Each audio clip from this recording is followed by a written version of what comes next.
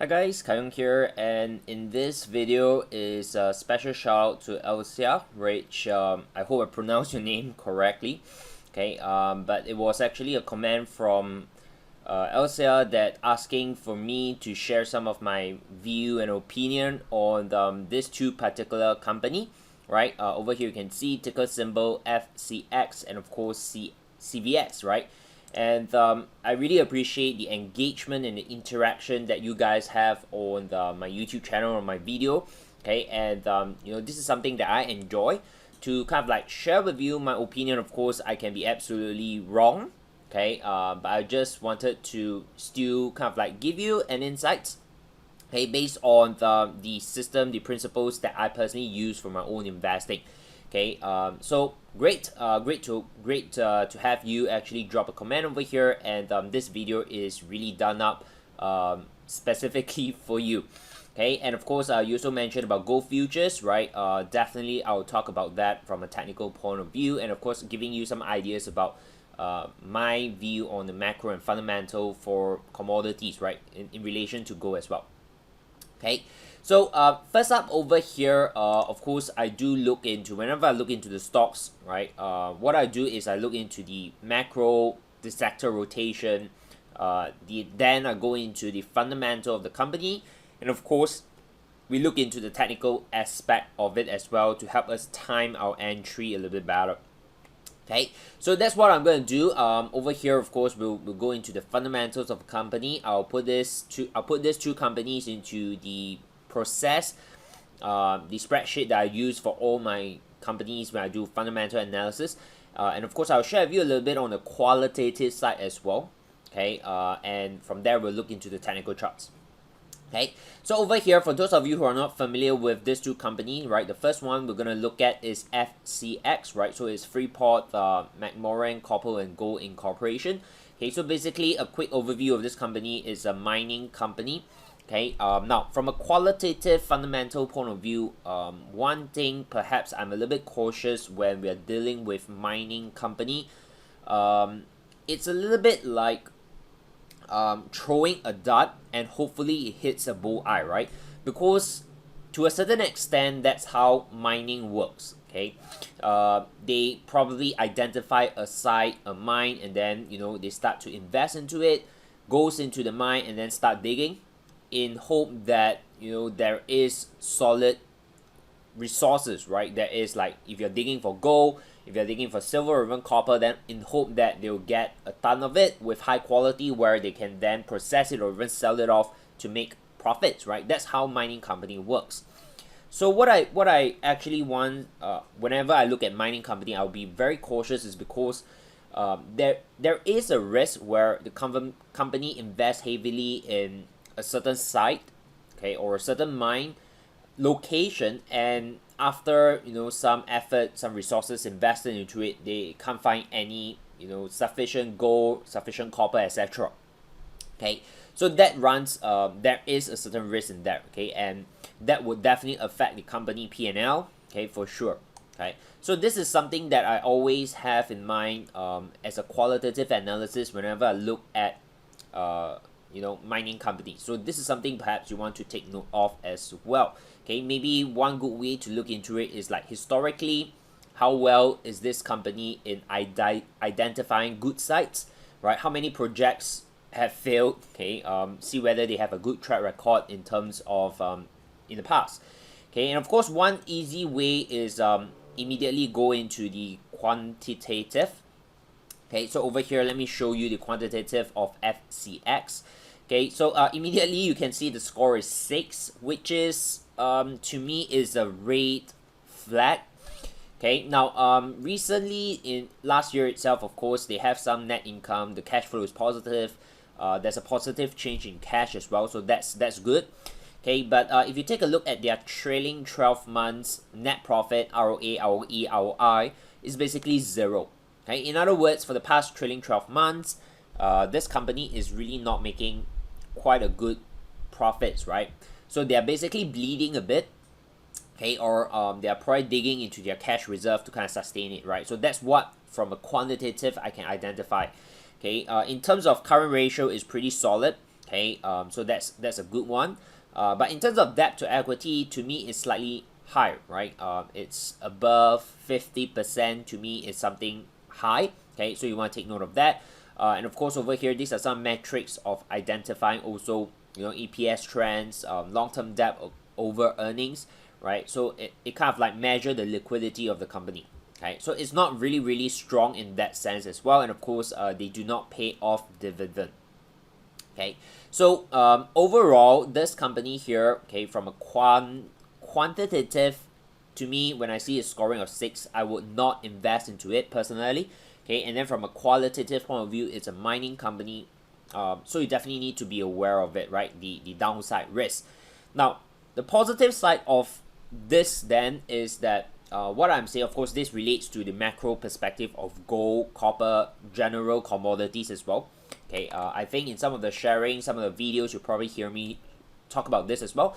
Okay, that with the US actually Federal Reserve printing a lot of money, of course, we are potentially going to see an inflation pressure coming in, right, sooner or later. And in other words, inflation means a devaluation of a certain currency, and in this case here is the dollar. And naturally, you want to start to hedge against this potential inflationary pressure. And one way is to actually invest into commodities asset. Okay, so from that perspective, of course, if you're talking about like mining companies, more or less, they are also going to benefit from, let's say, the price increase in commodities, right? Be it gold, copper, silver. Okay. So in that case, if you actually take a look at the charts, the technical aspect of FCX, they actually went up. Okay, price actually went up, right?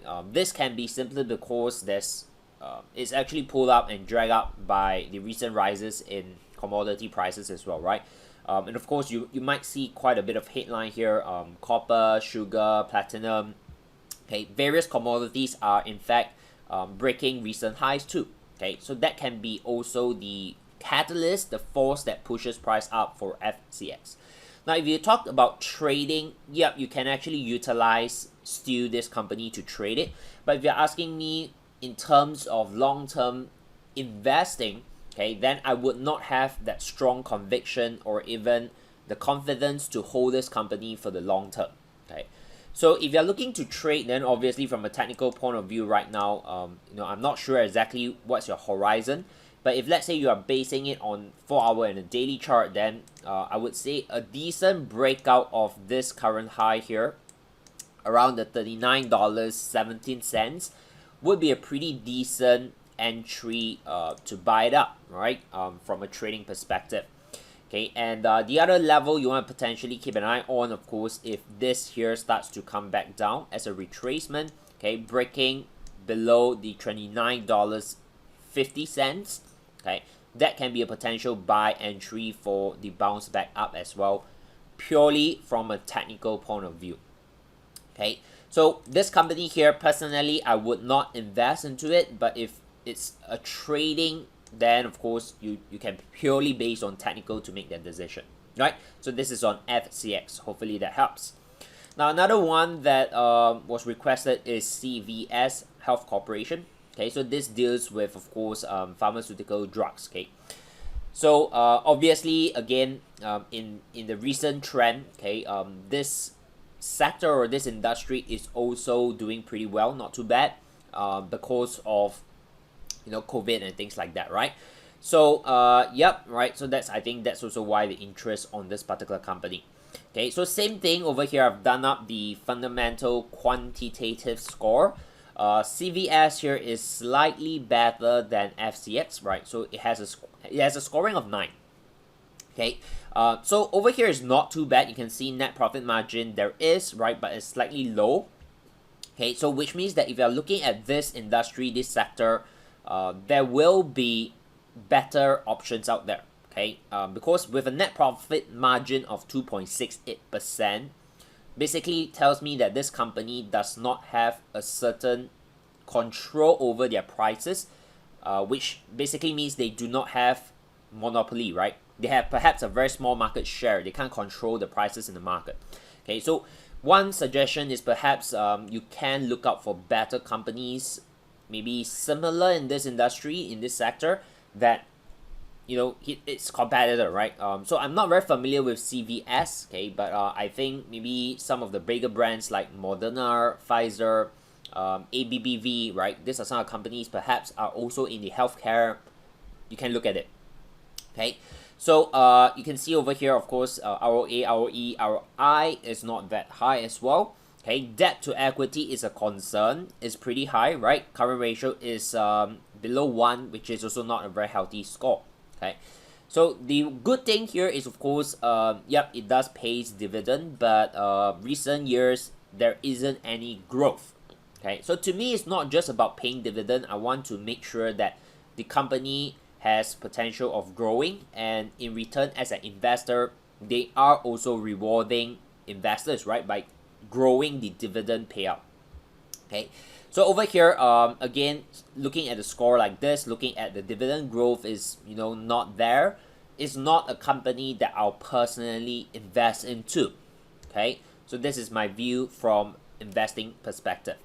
Okay, so if you go over to the chart of CVS, okay, same thing over here. You do see price has been rallying.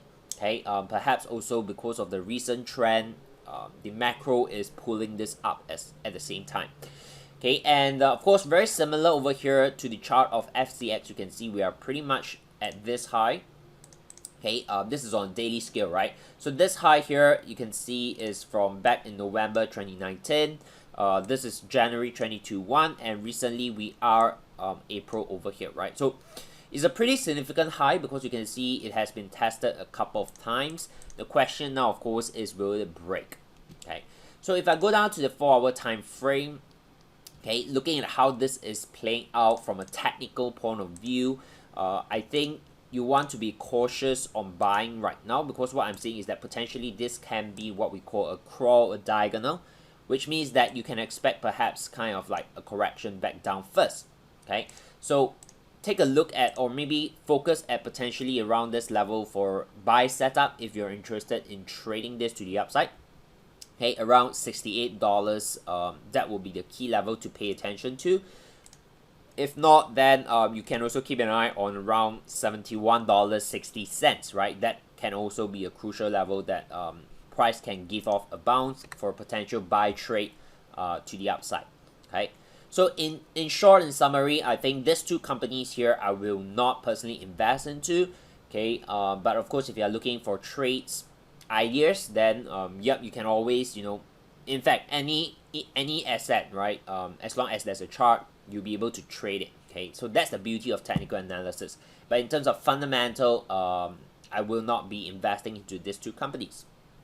Okay, now in terms of GC, which is gold futures, right? So of course you can look at XAU USD, which is a CFD of gold. You can look at futures market. For me, I look at ETF, which is GLD.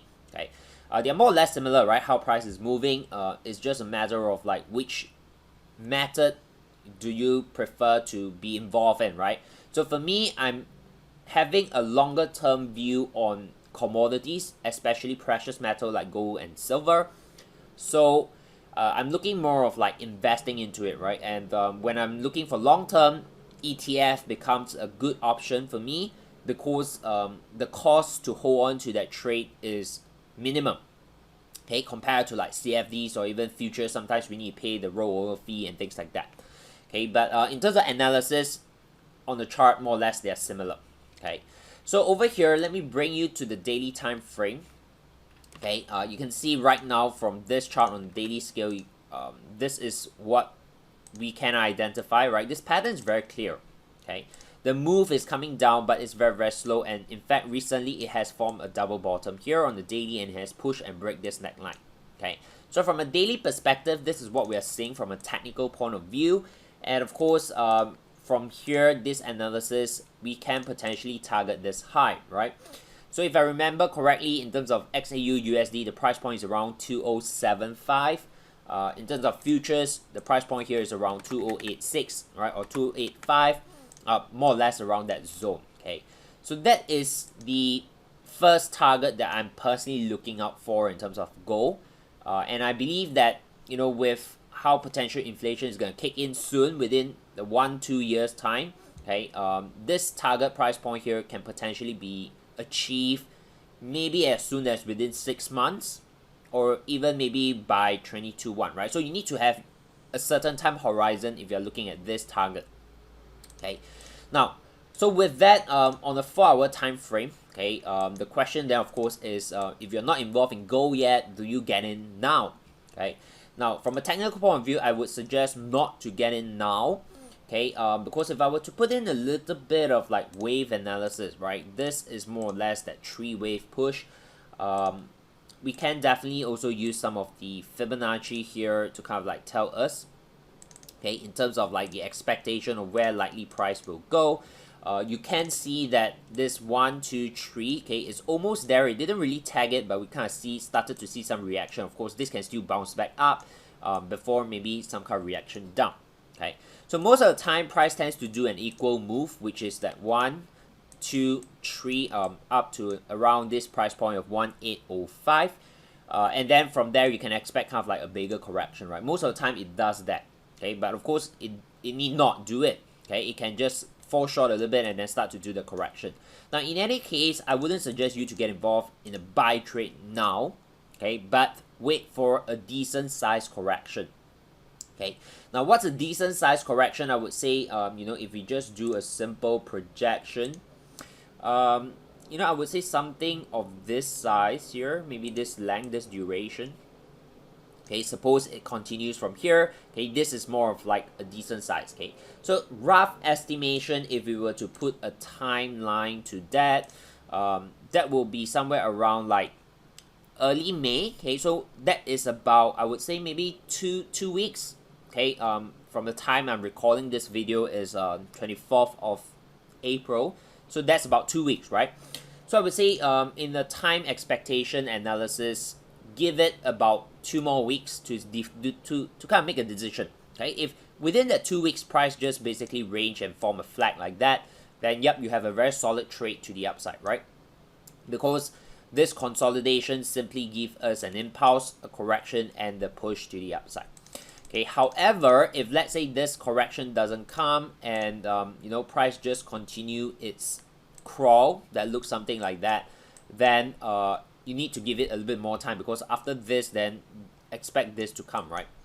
Okay, so that might take maybe up to, if we give it some rough expectation, it might be up to mid-May. Okay, so maybe another 2 weeks before you have the opportunity to buy into it. Okay, so from this perspective here, I would say right now, the ideal suggestion that if you ask me what I'll do, I'll probably wait out, give it at least a minimum of 2 weeks and see how price develop before I make the decision if I want to maybe buy into gold, right? If you're not in yet, okay. So that's my view on it. Hope it helps. Okay. Right. And of course, you here also says that another nice confirmation of a possible move up is big volume, right? And yep, that's very true, right? And especially if you're looking at futures market, you can track the volume, right? Because futures market are actually centralized, okay? And it's also I'm not sure if you're doing that, but you can also potentially look into the CFTC report, which we call it the COT report, Commitments of Traders report. It tracks the futures market, okay? And all you have to do is just look into the gold futures on COT, and that will give you some insights into whether the large speculators, are they buying up gold or are they getting involved in the market, okay? And that gives you some clues into timing as well. Okay, now sorry I didn't prepare the COT to kind of like include it in this video, so I might not have that data right now. Okay, but if you would like to explore a little bit about that, maybe in the next video that I'm gonna do, I'll probably talk a little bit about COT and share that with you guys as well. Alright, so while this video is really done up, especially with the request from Elsa here, I hope through this sharing, all of you will be able to also see the process that I put in to decide whether I invest in the stock or trade the stock, and from the technical point of view, how we actually put in the analysis to give us that time expectation, when to get in, when to wait it out, right? So I hope it helps. If it do, really appreciate if you can just give this video a thumbs up. Okay, if you're not subscribed to the channel, just make sure to do it so that whenever we release a video, you'll be notified. Okay, and sometimes those videos can be time sensitive, right? Because opportunities in the market wait for no one. Okay, and of course, as usual, if you have any questions, feel free to drop it in the comments below. Okay, and would really love to kind of like interact and start off a discussion or a conversation with fellow traders and investors. Right, so that's all from me. All the best to your trading investing journey. Okay, and I'll see you guys maybe in another video. Okay, bye bye.